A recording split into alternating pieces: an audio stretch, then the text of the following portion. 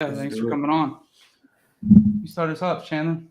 All right, guys. So today we got JC Morales from Puerto Rico coming in live. I like that background with the what is it? Is it a Rolly? I'm not a watch guy, so That's a Rolly, yeah. That's a Rolly Rolly. clock. The That's the Rolly, most baby. expensive Rolex that you'll ever see. It was whopping $300. Hey. Oh, she still tells time though. That's right. Um, so JC, where give us a little bit of rundown on what you do and where you're located. Yeah, I'm in San Juan, Puerto Rico. My name is Juan Carlos Morales. I branded myself JC just to make it easier for some people to say who's Juan Carlos is a little bit more complicated to say, but JC Morales from San Juan, Puerto Rico. I'm actually a waterman turned real estate investor, and I've always been an entrepreneur since I was a kid. Got a bunch of stories on how I developed into that more and more, but yeah, I born and raised here. I'm here like most of the year, half the time if I'm not traveling, or I'm also in Canada. My wife's from Canada, so I hang out in Alberta near the Rockies. And yeah, I get to live a really interesting lifestyle, and we can go into that if you want. So Yeah, let's hear about it. So first off, let's talk about one of your crazy entrepreneur things starting out. I know you said you had a lot of stories. What's one of the coolest things you so did or the crazy? I always tell people these two stories. I think I was trying to figure out when it all started, but one of them was we went on this trip with my parents to an island here. So Puerto Rico has like over 140 islands. Some people don't Dang, I realize didn't know that. that. That's crazy. So we went to this famous island. We were staying like in this house, vacation rental, and we went to the beach on bicycles. And then my dad said, I have three other siblings. And so the total family is six, my parents and all four of us. He says, hey, whoever gets to the house first will make $5. Hey. Dude, I made it back to the house before everybody even got on the bike, and then I charged my dad that $5 like a million times. So I probably made like a couple $1,000. Hey. So going back to that, I kind of think about, oh, maybe that's where it all started. I always like making money, but I also tell another story. I got into this home economics class. I learned how to make this delicious carrot cake. And then I started selling it door to door when I was 12 years old. And my first day, I made $400. It was crazy. Oh, wow. So yeah, and then from there, I started washing cars. Then I actually was one of the first people to go kite surfing or learn kite surfing. I don't know if this is what you guys see in this photo back here. That's actually my favorite spot to go kite surfing. So kite surfing is a cool sport, and I got to learn it when I was 12 years old. And at 16, I was teaching people how to do it for about $60 an hour as a 16-year-old. So I think it was all kind of like, it all filled me with like, making money, living my own life, my own way. It was pretty cool. So let's talk about that though. So first off, what is that, Hawaii back there? This is actually Mauritius Island. Oh, the Mauritius Islands, right? Is that a French owned? This is actually a French island. Yeah, it's that spot is called Le Morne in Mauritius. It happens to have what's a phenomenon, which is like the underwater waterfall. Yeah. And I've actually kite surf all around here many, many times. I go there like once every 2 years or something like that. Really? And yeah, man, I could say I got super, super duper triple lucky on bumping into the sport of kite surfing and also being from an island because, I happened, and then having my brother being obsessed with it as well, and him being able to drive me to the beach so I could learn how to do it. And the sport itself of kite surfing, it just exposes you to be kind of working out, but outside. And it's a superhuman experience. Like the best way I explain to people what that looks like is that when you hooked onto a kite, you experience superhuman capabilities. As an example, I could go 30 miles an hour. I could jump 50 feet in the air, things that you wouldn't normally be able to do. And obviously, like if you get into that and you're exposed to that, then all of a sudden you start traveling, then you start thinking, oh, maybe how can I make sure that I don't work for someone else so that I can continue experiencing that? And that's kind of how it all kind of evolved for me. Gotcha. That's interesting. I think I need to go down to Puerto Rico and start learning, man. One of my buddies kite surfed in Belize. What's the craziest like jump experience? Like maybe it's like adrenaline rush that you've had on a kite surfing. I've actually done snow kiting on the snow, and when you're Sounds snow kiting, I think I went snow kiting first time when I was probably around my 20s, 20 years old. I'm 37 right now. When you're snow kiting, you're actually able to use the kite to pull you up the mountain. So you start at the bottom of the mountain, and instead of, let's say, people go skiing and they get on a lift. So when I'm hooked up to a kite, I can just go up a mountain. We're using the wind. And then once you get up to the top of the mountain, you can fly off the mountain. So that's probably the craziest jump that I've ever done, which is go up there and just glide off of the mountain and just fly for like a few minutes and then land. That's hopefully crazy. at the bottom. I don't do it as much anymore because I have to have certain conditions and there's danger involved. But I've done it many. I have a couple of videos on my YouTube channel, my other YouTube channel, where you can see like this. It's crazy. Yeah. Someone sent me a video of someone doing that when they were skiing.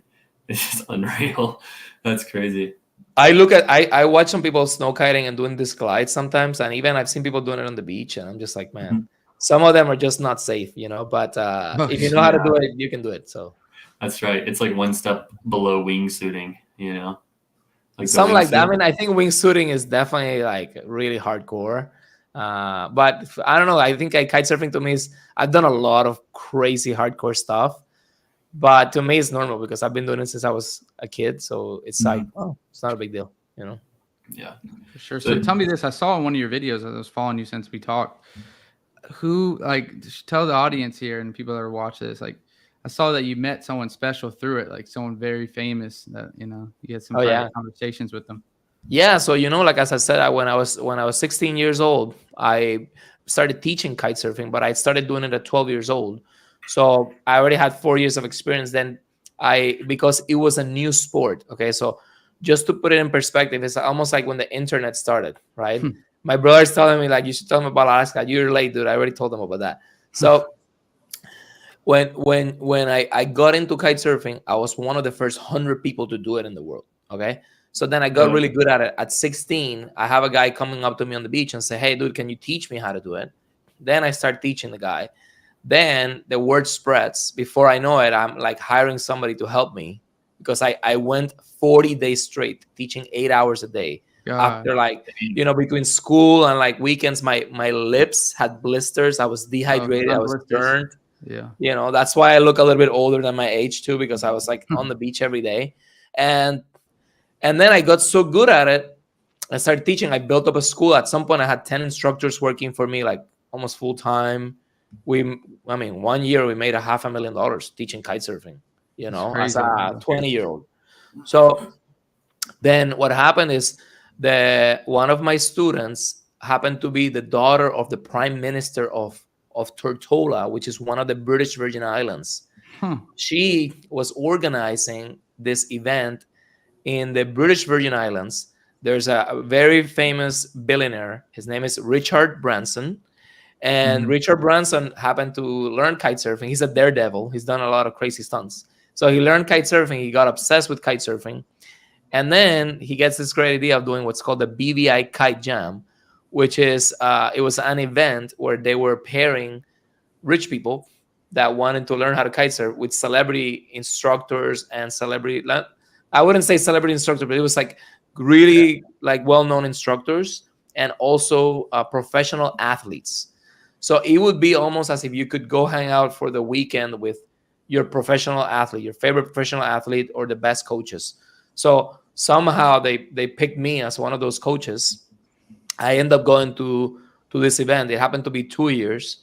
And I ended up hanging out with Richard Branson in his island, in Necker Island, which is the island he owns. And it was crazy. That was the island he got for a steal. Speaking of real estate, didn't he get it for a steal way back when? I think he paid $125,000 or $175,000, and at that time, I don't think he had $10,000 to his name. Yes, it's just something crazy, man. It's really crazy. But that's the guys that make it, right? The ones that come out, find a way. Pretty much. That's crazy. So you kind of alluded to this a little bit earlier about how you live a crazy life and you wanted to have a business and that allows you to basically keep doing that. So talk a little bit about like what did you want your life to look like and how did you shape your business? I read this book, The 4-Hour Work Week. I always say it on every interview.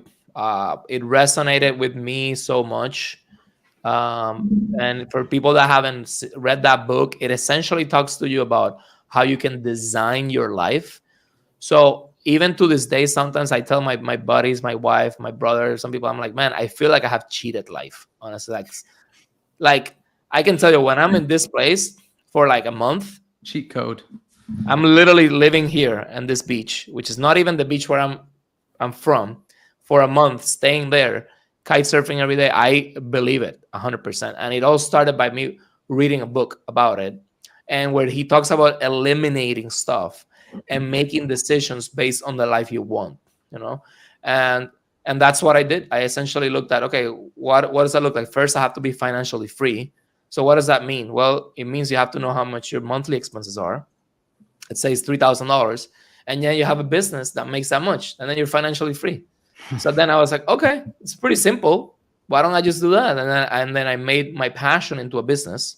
So my passion was to kite surf. I had people that wanted to learn. I made sure I made more than $3,000 a month, and then all of a sudden I would make more, and I would pile it up for like the months where we would not have any work.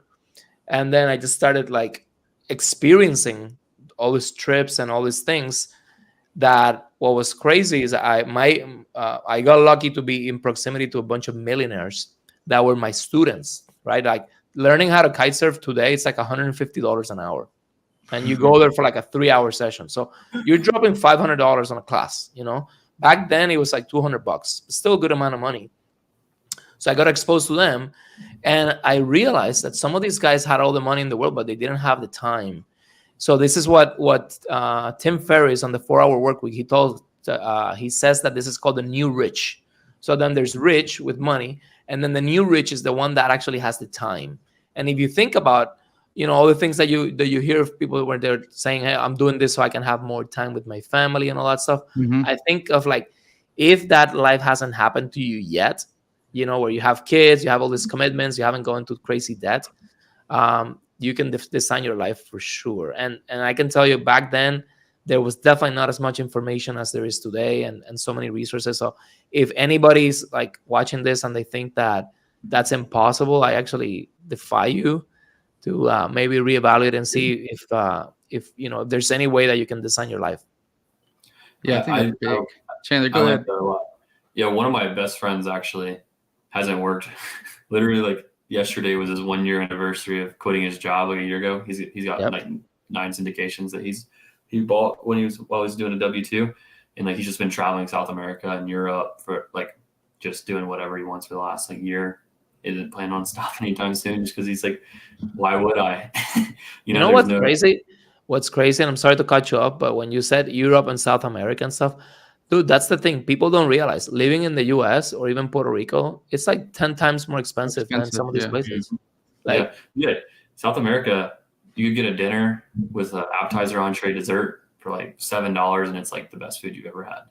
I stayed there for what? How long were you there, Chandler? 3 months in Colombia, Bolivia, Peru, and Chile.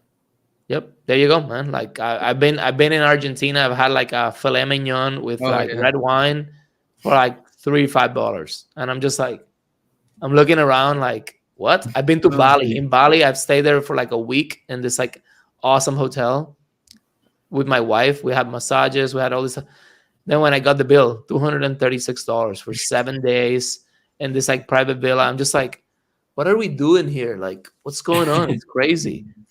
Yeah, it really is crazy how cheap it is. You can live like. I think that's what they talk about, right? The 4-Hour Workweek. He talked about. I think one of the ladies or one of the people were talking about how the cost of living in the United States is so much higher, and you can find something for a nice place, South America, for a tenth of the price. Yeah, while still living in a penthouse for $3,000 a month. Yeah, no. I think that the best thing to experience, if you can, is to travel to some of these places and just have it as a comparison for many reasons. One of them is it actually makes you appreciate where you live. In the U.S., in a lot of places in the U.S. and even in Puerto Rico, we live a pretty good life. Like we don't really experience that much hardship. And even if people have some hardship in the U.S., it doesn't really compare. Like if you go to some places in South America, in some places in other parts of the world, that's where you see real hunger. That's where you see people really struggling. So whenever you feel like you have a really bad day at work, just know that somebody's having a day that's worse, 10 times worse. So yeah, I like every time I think about like our first world issues, I just go back to when I was in Bolivia, and like there's like kids eating out of the trash on the roads, and you're just like, man, like our life is we're pretty blessed to live in the United States, to be honest. Like, pretty much, man. I agree. It's unbelievable, but So JC, let's go into this. So now we got your background. We got I know we got 15 minutes left. We spent a lot of good times talking. I swear I'm going to go kite surfing down there. I need to learn because my parents live in South Florida. And every time I'm down in South Florida on the beach, there's always like kite surfers out there. And I'm always like, dang, I need to learn how to do that. Yeah, it's cool. I need to get up there. But tell us a little bit about your business. So how did you design your business? I mean, I think we took a good step into it, right? You want that 4-hour work week. You read the book. You felt the freedom you wanted, the time. So let's go into your business model or what you do. Yeah, so I actually ran my kite surfing school for about 15 years, did really well. Then it took a turn after 5 years ago. There was a big hurricane that came to Puerto Rico. The hotel where we were set up kind of closed, went out of business. And then we kind of like try to keep the business alive. A hurricane came and a bunch of things happened. But luckily, I've always been the type of entrepreneur that's, and I think this happens to everybody, that's always looking at something else at the same time they're running their business. It's called the shiny object syndrome. My buddy Fernando's doing a show about that. And to me, I wasn't actually chasing that, but my girlfriend at the time, her dad happened to invest in vacation rentals, and he had like 3 of them on the beach. And I remember spending time with them in their apartments and looking at the ocean and just being obsessed with the ocean and the beach and kite surfing, all that stuff. And I see this really successful entrepreneur owning all these vacation rentals. Mm-hmm. And I tell him one day, man, if I marry your daughter, it would be cool if I get one of these apartments. I made that mistake. And this guy's like, no, man, you'll never get any of my places. Like, if you want to get this, you have to figure out how to get them for yourself, right? And at some point in 2012, it happened. It was actually before this hurricane. One of my buddies, one of my students, became one of my kite surfing students became my buddy, and he said, hey, let's get an apartment on the beach. And I figured, oh, that'll be cool. We rented this apartment, this 2-bedroom apartment on the beach. After 2 months of him living with me, because he wasn't from Puerto Rico, he had to move back to California. And I've always been the type of person that always wants to have stuff, but I want my business to pay for it or someone else to pay for it. Like, I don't want it to come from my pocket, right? I still feel like this today. So he says, you should check out Airbnb. And this was in 2012. Airbnb was founded in 2009. And in 2012, I go on the website, I look at it, and I'm like, oh, this looks pretty cool. Yeah, it's a way where I can kind of like house hack, if you will. So I was thinking of actually renting his room, because this was a 2-bedroom beach apartment, crazy ocean view. I put the bedroom on Airbnb. It doesn't rent. Then I decide, let's just rent the entire place to see what happens. And I got so many bookings within the next like 72 hours that I realized I had to move out of the apartment because I had rented the entire place. But because I was so kind of like, I was like, I don't know, I was, what was I, like 20 something? I was like, whatever, let's try it. Then I got so many bookings in 3 months, I had the entire rent for the year. So then I was like, whoa, what's going on here? Let me look at this. So I started running some numbers. And then because I had no place to live, I decided I'm going to go get another apartment. And keep in mind, I wasn't buying these apartments, I was renting them. Mm-hmm. I get a second apartment, a couple of days into it. I'm like, I wonder if this one would rent as well. And sure enough, that one could rent as well. So I found myself getting these leases. And in some of these leases, they back then, it wasn't a thing that Airbnb wasn't a thing. There wasn't such thing as rental arbitrage, which you can go into if you want, which is kind of that strategy. And then I was able to acquire some of these properties through this rental model. And but my kite surfing business was really what was making me the money. This was kind of like a side gig, if you will. Mm-hmm. And then in 2017, this hurricane hits. Nobody wants to learn how to kite surf. And at this point, I have 4 apartments that are cash flowing. And I sit in my couch, and I'm like, what am I gonna do? And luckily, I had saved up some money. My mom taught me how to save money. I had like $100,000 saved up in my savings account. And I decided, you know what? Like, I'm not gonna feel sorry for myself. I'm just gonna go and get more of these apartments. This seems to be working. It's a cheap way to get into real estate. So I went from 4 apartments to 10 in a matter of like a couple months. And then before I knew it, I was like, oh man, I think I could live off of this. I could be financially free this way too. So that's kind of how I started into Airbnb, and that is what my business looks like today. I actually don't run my kite surfing school anymore. I solely focus on Airbnb, and today we have 2 boutique hotels on the works. We have over 30 Airbnbs, and we're looking to scale that. So nice. So 2 boutique hotels. What does that look like? You're just renting the whole hotel? No, so we're actually building them out. So boutique hotel is essentially kind of like when you get started in Airbnb. So Airbnb is actually one of the hottest topics in real estate right now. So the reason with Airbnb is obviously the cash flow.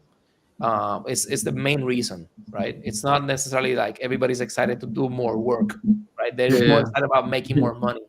So when I got into the Airbnb game, when you're getting into it, you can manage other people's property, or you can rent other people's property to sublease them on Airbnb, or you can do what some people would think is step 1, which is to go and buy an Airbnb, okay? Which I don't really recommend if you're getting started. So eventually, as you scale that, you realize there's actually some inefficiencies with having single properties, single family properties, like apartments, etc. And then you say, what's the next step look like? And you're not going to go and buy like a 100-unit hotel. So then you buy properties that are like small, 10, 20 units, and then you make them into hotels. But these are called boutique hotels, especially if you have some sort of design. So right now we are building 2 of them. At the moment, they're going to be about 10 units each. And these are kind of proof of concept models that we're doing. In Puerto Rico, there's really massive tax incentives for building hotel rooms. So it does make sense for us it just all makes sense, right? Like we already have the experience with the Airbnbs.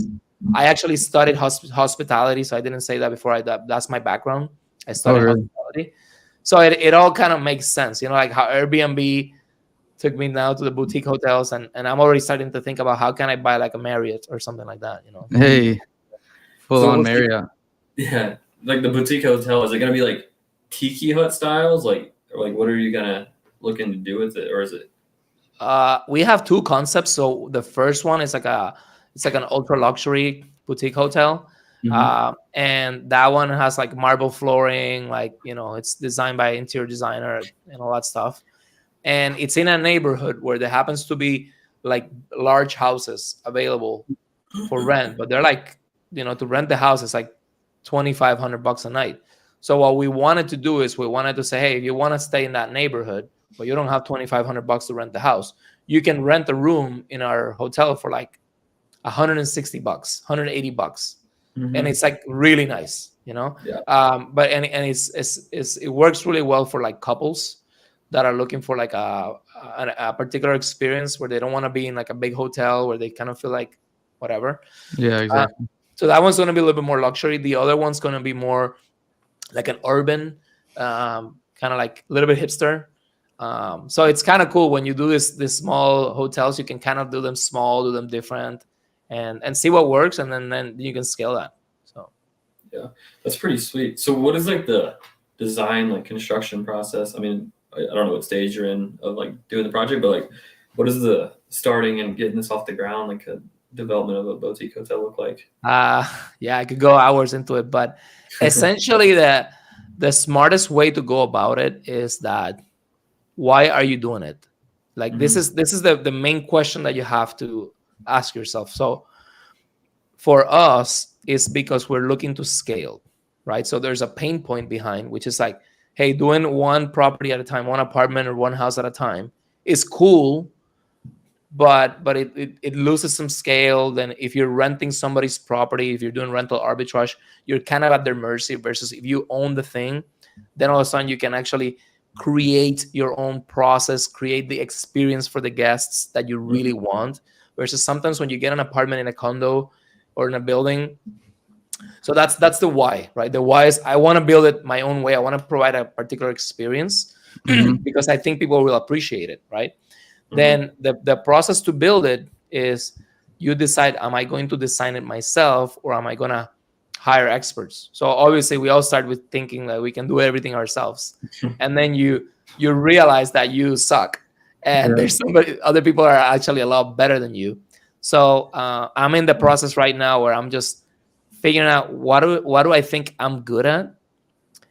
And that's why I said, what do I think? Because I might even be wrong. And what I think I'm good at is choosing the location, structuring the deal, buying it, negotiating it, all that stuff. And I have some ideas of what I want. And I also have an idea of the experience I want to give people. But how to build it, I have no idea. How to design it, I have some ideas, but I'm hiring an interior designer. And the process is just to surround yourself with people that see your vision, and those people come slowly but surely. And then also hiring people fast and then firing them faster if they're not, doing what you want. But at the end of the day, it comes down to your motivation. For us, it's designing a space that we can create a particular experience, and also taking advantage of the tax incentives for sure. Like if you are doing any sort of business and you're not thinking about taxes, then it's not about how much you make, it's about how much you keep. So in Puerto Rico, if you build hotels as an example, the business that runs the hotel would pay 4% corporate tax. The owners would receive 100% exemption on distributions. So if we were partners in a hotel in Puerto Rico and it was time to distribute profits, you would get tax 0. So that's pretty nice. That's really nice. And these are some of the things that are very powerful. So imagine in a year or two from now, as we get into bigger opportunities, we'll be able to provide, our partners all this benefit. So we're going through the process of kind of taking all the steps so that we can. Let me ask you this, JC, because I know a lot of the tax code for Puerto Rico is that if you're living there, you got to live there, 51% of the time in order to receive it, or maybe it's even a little more. But with that, if say we just say, for example, me and Chandler found a place to build in Puerto Rico, it's just off, we still get that 0% off that building or off that entity, since it would be a Puerto Rican entity. Yeah, that's actually, I'm glad that you asked this question. It's a very good question. And it's a question that I've been looking for the answer myself, because I actually chose particularly to get into social media in English and not in Spanish, so that I could communicate with you guys about this, because I don't think a lot of people are doing it, right? So the way it works is that if you buy real estate, it's always smart to establish a corporation, okay? Now, it's important to understand that Puerto Rico is a territory of the United States, okay? So it's not a territory of South Korea. It's from the United States of America, okay? So what does that mean? It means that Puerto Ricans are actually U.S. citizens. They are born with passports, just like any other American, okay? So the only difference is that the United States government has purposely decided not to make Puerto Rico a state, okay? And I think, I'm gonna get political momentarily. The reason behind it is because there's 3.5 million Puerto Ricans living here. So if we decided to vote red, it'll probably go red. The whole election will go that way, right? If we decide to vote blue, so that's one reason to do that. But also because it's a territory where United States corporations, such as the Walmarts of the world, the Costco's of the world, any of these massive companies, which, by the way, their biggest seller stores, the biggest stores are located in Puerto Rico. So when they come to Puerto Rico, they don't pay taxes, okay? Yeah. So obviously when they're lobbying, they want to make sure Puerto Rico does not become a state, because they can actually set up shop here. We consume more than Americans, from the mainland, and they don't pay taxes, okay? So with that said, the way it works is that they create corporations in Puerto Rico. So to create a corporation in Puerto Rico, it takes about 10 minutes, maybe. You go on the website, you create it, 123 Main Street LLC. You're the beneficiary. You can essentially, and I'm not providing any sort of legal advice or any sort of CPA advice. But you create a corporation, and then you fund the corporation, and that corporation is a Puerto Rican corporation, and then that corporation would invest in the asset, and then because it's a Puerto Rican entity, once it gets the distributions, it will file taxes in Puerto Rico, and it will essentially not pay tax on that money. Now, if that money gets sent to the US to the owner, then you would get taxed in that state, whichever way. But what I tell people when they're going to establish something like that is seek some legal advice, but essentially, like, you are going to have some ordinary expenses on any of your companies, and you can expense, and you could do that from your Puerto Rico entity. So the answer to that is that you could effectively take advantage completely without having to move to Puerto Rico. Interesting. Yeah, I get it. I understand. I've heard some people doing it. I know Jerry Norton. Do you know Jerry Norton?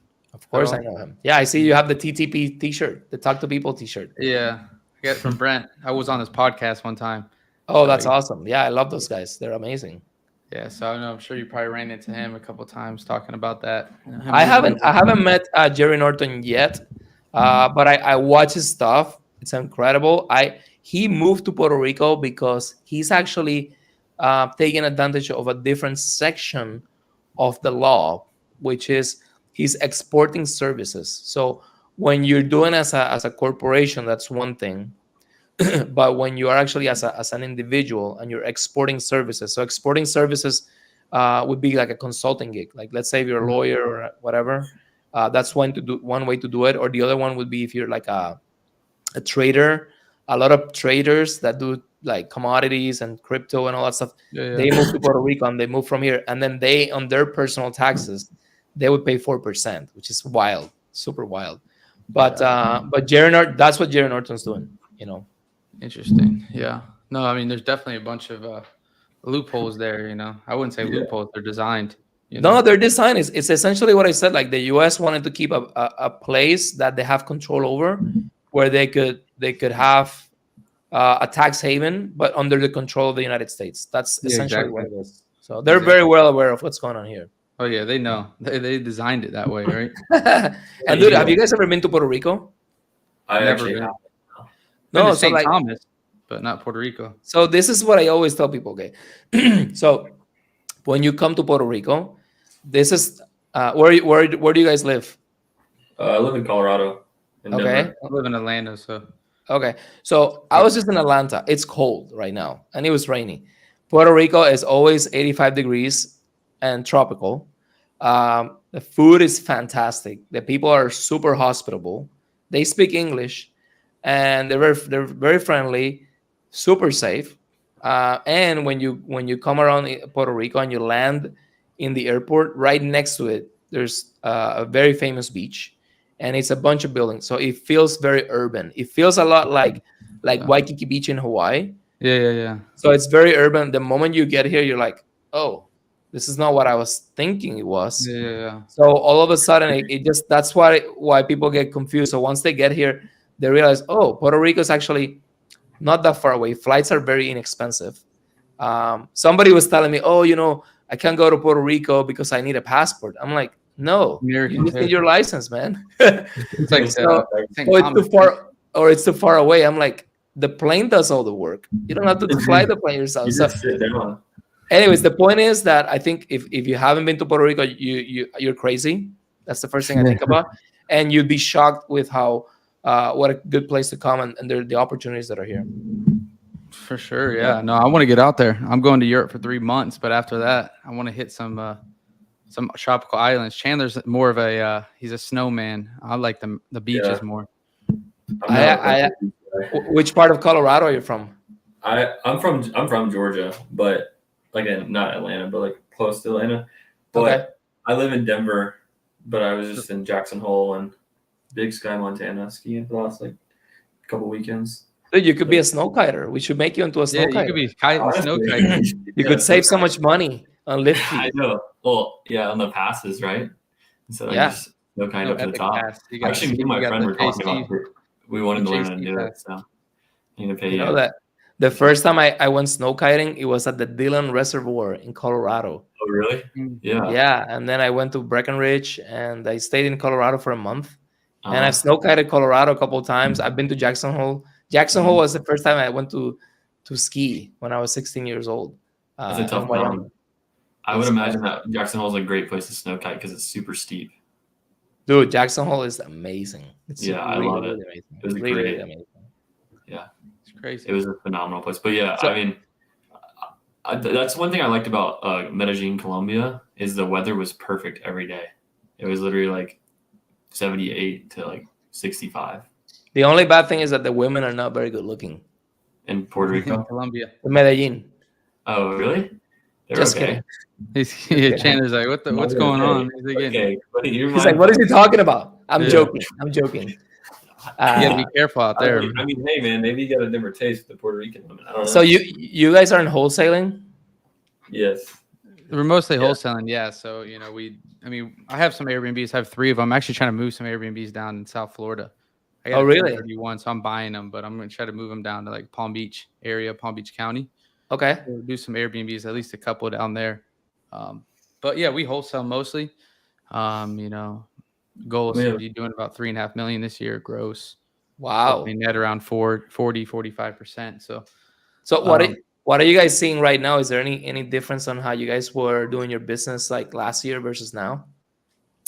Well, a little more conservative on underwriting, but just mainly the main thing is just like focus on higher return on investment activities like marketing channels, better training for your sales team, hiring better people, keeping the better people, getting rid of the people who aren't as good, just having higher expectations. Yeah, I mean, I think you mentioned it a little bit, JC, is, slower to hire and quicker to fire. Yep. Mhm. I mean, you, like I said, so Chandler, you weren't here on that podcast, and I was talking to Austin, but I think Sharper was over there speaking with JC. So, you've heard a lot of these same things, obviously, from Sharper too. Yeah. We're actually working with Sharper, by the way. Oh, yeah? Yeah, that's what I was saying. Who are you working with? I'm working with Austin. Okay, nice. Austin and Gary Sharper. Yeah. Coming out, right? Gary's going to come out in what, probably 3 months? Gary's coming out in 3 months. Austin was just here. And then we're going to have Brandon coming up in March 15th or something like that. Nice. Yeah, Nice. that's good. Yeah, no, I like that. that's definitely a great investment, right? Yeah, well, I mean, I'm just kind of getting into it, and it's been interesting. I went to the Ryan Pineda event in Las Vegas about a month ago, and he basically said, "We're using these guys, so do whatever you want." And I was like, "Done." Like I don't need to hear anything else. That's like I'm not gonna. I'm at the point right now where like if you're the master of wholesaling and you tell me this is the way to do it, right here, that book. Dude, like I don't need to know how to do it. Just tell me like who I need to call, and I'll just sign up with them. Like it's that simple. It is. So have you ever heard of Collective Genius, JC? I have heard of it. I haven't looked into it too much. You need to join that. So it's a mastermind we're into, and hundreds of other real estate guys. But there's a guy's doing like 40 plus Airbnbs. I think he owns them all. I'm just thinking about it. There's guys doing Airbnb in there, but you would definitely be a big addition to because I don't know. There's many people doing the rental arbitrage, right? Airbnb in there. Yeah, I know how to do that really well. I was actually surprised when I was at the Ryan Pineda event when people were talking about rental arbitrage, and I was like, is it such a big deal for you guys? Like for me, it's just so straightforward. Like why would you not try this? It makes so much sense. It brings so much value to the other person, That's one of my friends. I'm actually going to dinner with them tonight, but that's what they do for people is they do like done for you Airbnb arbitrage. So someone will pay them and they'll find them an Airbnb, like for them. Really? Yeah. So one of your friends will actually find them a rental arbitrage deal. Yeah, they do like 30 a month.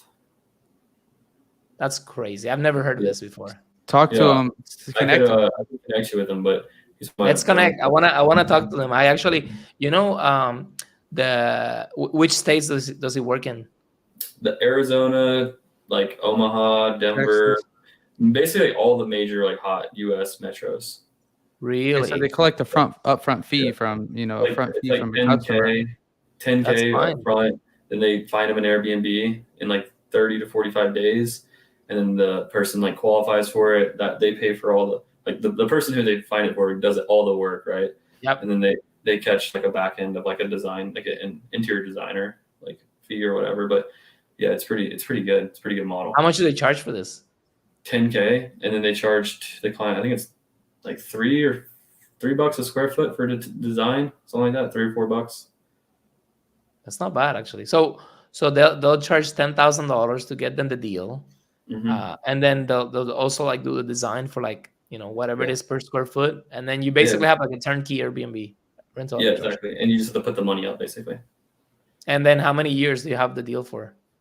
They do 1 year. I think they do 1 year leases with like the option to basically renew if like the lease or like whoever's like on the lease doesn't like breach the contract with the landlord. Interesting. Yeah, I'm interested in that. I mean, there's a lot of value if somebody can find the deal. There's a lot of value in doing that. I would pay that much if the property itself like can produce good cash flow, but I would look into the numbers and all that stuff. I think there's the one thing that my buddy, his name is J.R. Rivas. I don't know if you ever heard of him, but he crushes. Like, so a couple of his Airbnbs in Denver, he's literally netting like $5K a month from them. Yeah. And like, I mean, I can see that. I'm sure JC knows about that in the beach condos. That's good, but it's not that much. I mean, I've seen other numbers. I guess it seems like a lot compared to like a lot of other people you hear the results or whatever. He did. No, but it's not bad. It's good. One property, obviously, too. Yeah. No, it's good. And the question is, are they actually managing it themselves, or are they actually like hiring third party property management? They have third party management now. They used to do it themselves, but I can get them so much business too, because like I actually have a lot of people coming to me, and they wanna get a deal, a rental arbitrage deal, and they don't know how to do it. They're like, oh, I've talked to some really high level guys where when I met them and they knew what I was doing, they were like, dude, tell me more. And I was like, I thought you would know this stuff already. And I think if they have a really good formula on how they can get these kind of turnkey or close to that, shitload of value. Nobody's doing this. I haven't seen it. It's they're like there's maybe like one other person who's the competitor for what they're offering. But yeah, I'll connect you with them after this, and then that would be awesome. I don't know if you guys have you guys' phone number, like email or Instagram, but yeah, what we'll do is after we end it. So what would say, wrap it up, and then we'll talk about it offline. Get your numbers and stuff, JC. Awesome. So it started off. I know it's 12 minutes over. We told you, so sorry about that, JC. But, no worries. What would you, for the people that are gonna rewatch this, and I know we went through a lot of things here, a lot of great stuff. What would you leave the listeners with? What's one thing you can leave the listeners with? It could be, not just a business tip, but what's one tip you can leave the listeners with? I made a video today about something that I think we've lost since the pandemic, and we need to do more of right now, which is to be more hospitable with people. We have to, instead of being, how do we do the least amount? Like, how do we like over deliver in terms of service and hospitality to people? You do that, and it's going to be so refreshing for the other party and so unexpected that you just have to wait for that to come back to you. And I've experienced that myself. And what I'm telling people is right now, hey, don't slack, don't like do the bare minimum, go like the other way and just wait. You'll see how people are just like, they can't, like, why are you so nice? Why are you like, being so hospitable to me? Like, I don't know. I'm treating you how I would like to be treated. That's all. Exactly. I think that's a big thing we're leaving out nowadays, like you said. Yeah, the pandemic screwed up service, like people think, oh, like I can do the bare minimum and like get like 20% tip, Yeah. How about 0% tip, and then you start working for your tip again, So that'll be my takeaway.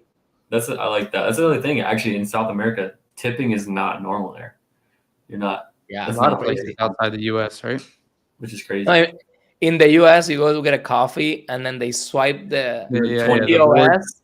You have a line behind you, and then you feel bad if you don't tip them.